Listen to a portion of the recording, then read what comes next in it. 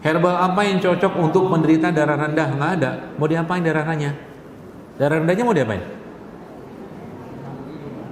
Hah? Mau dinaikin? Ngapain? Kalau Anda sudah ditakdirkan hidup sebagai seorang darah rendah, maka hiduplah sebagai darah rendah. Jangan pakai kadar normal, orang normal dengan kadar 120-80 itu. Paham? Nggak ada gunanya, karena nanti akan balik lagi situ. Tensi 90/70 bagi orang yang darah rendah tadi itu normalnya dia. Kan sering dia bilang tuh, saya tuh nggak pernah normal tensi saya. Nah normalmu tuh 90/70. Paham? Ya, jadi jangan dipaksain. Ngapain? Nanti kalau dia darah rendah, darahnya rendah, ya kan begitu tuh. Dia bisa aja aktivitas, dia haji, dia umroh, dia ke pasar, padahal darahnya rendah.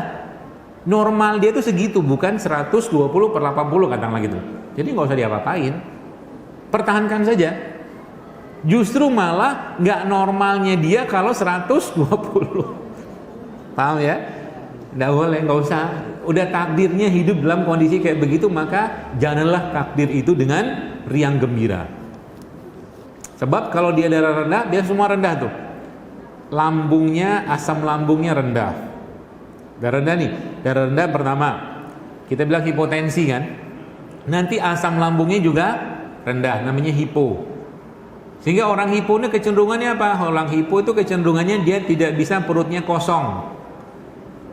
Sehingga dia harus sering-sering makan tapi sedikit supaya perutnya ada isi. Ah gitu.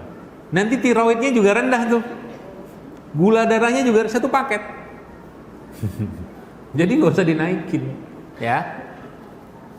Nah, bahayanya orang ini kalau dia mengkonsumsi makanan atau rimpang yang nurunin tekanan darah dia itu.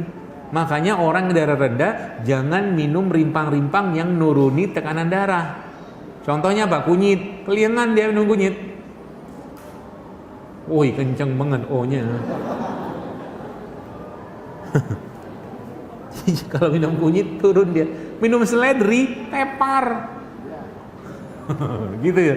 Makanya pahami diri kita. Ya. Jangan samakan dengan orang, nggak bisa. Dok, kalau saya minum kunyit, wah kelingan saya dok, kayak mau semaput. Ya. Kemungkinan orang ini hipo. Semuanya hipo dia.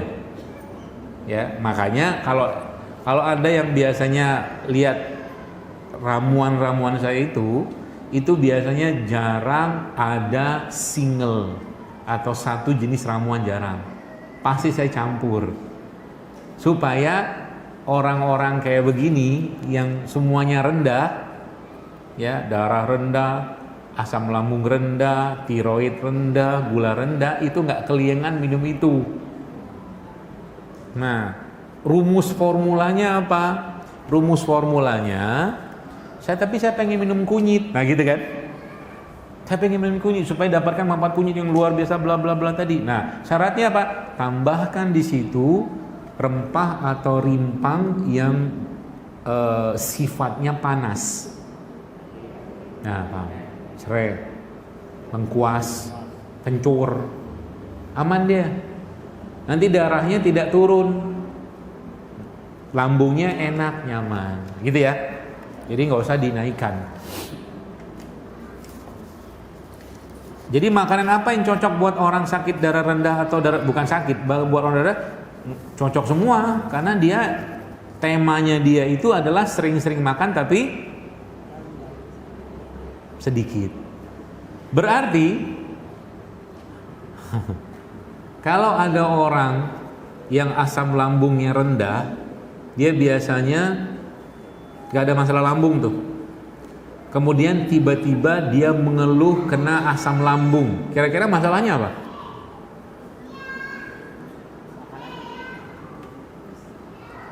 Ya pasti makanan. Masalahnya adalah dia sudah keluar jalur hidup dia yang rendah tadi itu. Udah ketinggian. Jadi tugas kita itu adalah mengembalikan dia ke titik rendahnya tadi, bukan dinormalkan.